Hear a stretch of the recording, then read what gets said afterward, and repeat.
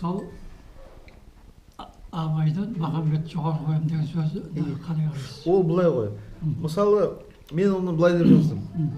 Қазақ айтады ғой әлгі. Тентек шоқпар жинайды дейді. Дұрыс па? Дұрыс. Мысалы, біз шоқпар жинамаймыз, біз кітап жинаймыз.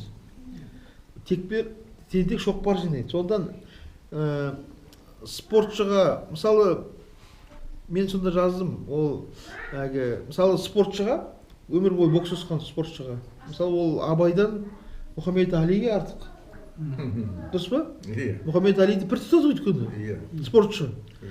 Сонда мен өзім ойлап отырмын, сол Мұхтар Шаханов ол ақын ретінде ол Мұхтар Шаханов өзі сол дауылпаз ғой енді. Өр рухты, сондан сол тұрғыдан айтса керек. Өйткені Махамбет деген тұнып тұрған күрес қой. Сондан өзі айтады ғой биік өнер,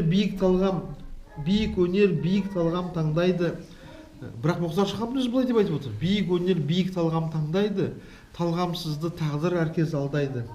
Мен басшы деп танымаймын, сондықтан Абайды ұқпас даңғойды деп өзі айтады ғой.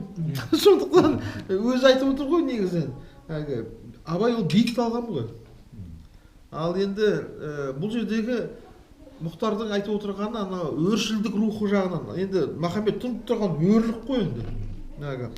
Махамбет айтады ғой, шамдансам, шалқамнан түсер асауымын деп. Сол тұрғыдан айтқан шығар деп ойлаймын енді. Бір қырынан ғана. Ал енді әлбетте ол Абайдың жөні бөлек, Махамбеттің жөні бөлек. Енді Абай ол ұлттың ұстазы ғой. Махамбет енді қазақтың жаңағы жырауларының соңғы жырауы. Әркімнің өз орны бар ғой. Мысалы, Алатау мен Қаратау салыстыруға болмайды. Жалпы ақын мен ақын салыстыруға болмайды. Мысалы, Төлеген Айберген нашар, Мұқағали жақсы деп айта алмайсыз ғой. Төлеген өз орны бар. Мұқағалидың өз орны бар. Сондықтан мен өзім ойлаймын, Абай мен Шәкәрімді, Абай мен Махамбетті салыстыру ол енді қате нәрсе.